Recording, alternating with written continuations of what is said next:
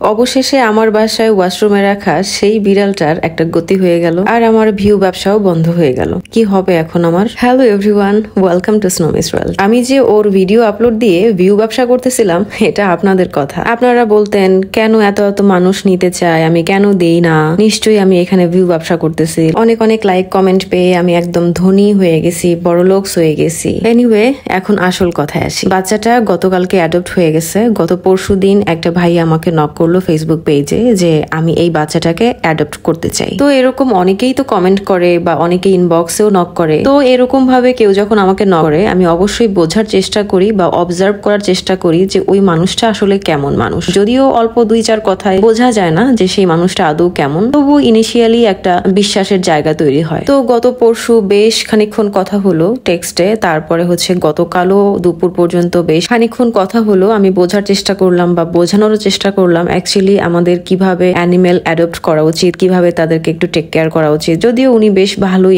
বোঝেন এই ব্যাপারে। তো আমি যত শর্ত দিলাম ওর ব্যাপারে, ভাইয়া সবই মেনে নিল মাশাআল্লাহ। বললো ভ্যাকসিনেশন করাবে, বড় হয়ে গেলে স্প্রে করাই দিবে। যদিও ভাইয়ার বাসায় নাকি ক্যাট প্রুফ করা নাই, ওনাকে বললাম ক্যাট প্রুফ করাইতে। আমি এই ভিডিওর মাধ্যমেও আমি ভাইয়াকে বলতেছি, ভাইয়া প্লিজ বাসাটাকে ক্যাট প্রুফ করাই নিয়েন, কারণ উপর থেকে বাচ্চা পড়ে গেলে আর সার্ভাইভ করে না, বেশিরভাগ সময় মারা যায় বা প্যারালাইজড হয়ে যায়। ভাইয়ের সাথে কথা বলার পর এটাও বুঝলাম যে উনি বিড়াল কুকুরের জন্ম নিয়ন্ত্রণ প্রথাতে বিশ্বাস করে না। তারপর ওনাকেও আমি বোঝানোর চেষ্টা করলাম কেন দেশি বিড়াল কুকুরের জন্ম নিয়ন্ত্রণ করাটা আমাদের দেশের জন্য খুব জরুরি। এই দেশে যেখানে মানুষের জীবনের মূল্য নাই, সেখানে দেশি কুকুর বিড়াল রাস্তাঘাটে যেখানে সেখানে পড়ে থাকে। আমার আপনার মতো কয়জন মানুষ আছে যারা কিনা এই অসহায় প্রাণীদের পাশে দাঁড়াবে, তাদেরকে অ্যাডপ্ট করে সুন্দর একটা ফ্যামিলি দিবে? এটা খুবই কঠিন একটা জার্নি, তবে অসম্ভব না। অনেক সময় লাগবে আমাদের সেই দিন পর্যন্ত পৌঁছাতে যেদিন অসহায় প্রাণীরা খারাপ থাকবে না রাস্তায়, তারাও ভালো ঘর পাবে, বাকি যারা রাস্তায় থাকবে তারাও অনেক নিরাপদে থাকবে। আর সেই দিন পর্যন্ত পৌঁছাতে গেলে আমাদের সব থেকে বড় যে কাজটা করতে হবে সেটা হচ্ছে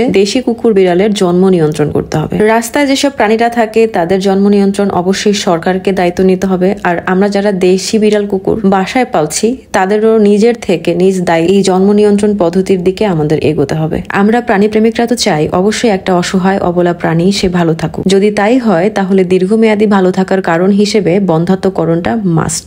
বাসায় বসে দেশি বিড়াল কুকুরের বাচ্চা চক্রাকার হারে বাড়ানোর কোনো মানে হয় না। যাই হোক, অনেকগুলো কথা আসলে ওই সময় ভাইয়া আর ভাবিকে আমি বলতে পারি নাই, কারণ সময় অত ছিল না। তবে এই ভিডিওর মাধ্যমে আপনাদের সবাইকে আমি আমার কথাটা জানিয়ে দিলাম। আমার বিশ্বাস যারা অ্যানিমেল নিয়ে কাজ করে বা যারা অ্যানিমেল ভালোবাসে তারা সবাই আমার কথার সাথে একমত হবে। আমি যখন কাউকে বিড়াল দেই সেটা অবশ্যই আমি ফিমেল পার্সনকে দেই, মানে মেল পার্সনের প্রতি আমার না কেন জানি ট্রাস্ট নাই। আমার কাছে বেশিরভাগ সময় মনে হয় যে মেল পার্সনরা বেশি টেক কেয়ার করতে পারে না, ফিমেলরা অনেক বেশি আদুরে হয়, মা সুলভ আচরণ থাকে তাদের মধ্যে, অনেক কেয়ারিং হয়। তো আমি গত বছর একটা ভাইয়াকে আমি বিড়াল দিয়েছিলাম, তো তার সবকিছু মিলাই আমি এতটাই ডিসঅ্যাপয়েন্টেড ছিলাম যে আমি আর কোনো মেল পার্সনকে কোনো বিড়াল অ্যাডপ্টে দিতে চাইতাম না। কিন্তু এই ভাইয়া আমাকে আশ্বস্ত করলো যে না, আমি ডিফারেন্ট। তো আমার কাছে মনে হলো যে ঠিক আছে, আলহামদুলিল্লাহ। আর সবাই তো এক না, আশা করছি কপাল পোড়া ওই বাচ্চাটা ভাইয়ার কাছে অনেক আদরে থাকবে, ভালো থাকবে। ভাইয়া এবং তার প্রিয় মানুষটার সাথে কথা বলে আমারও বেশ ভালো লেগেছে। বাকিটা আল্লাহ ভরসা, সবাই দোয়া করবেন যেন বাচ্চাটা তার নতুন পরিবারে খুব বেশি ভালো থাকে। তো আজকের মতো শেষ করছি, দেখা হচ্ছে নেক্সট ভিডিওতে। আল্লাহ হাফেজ।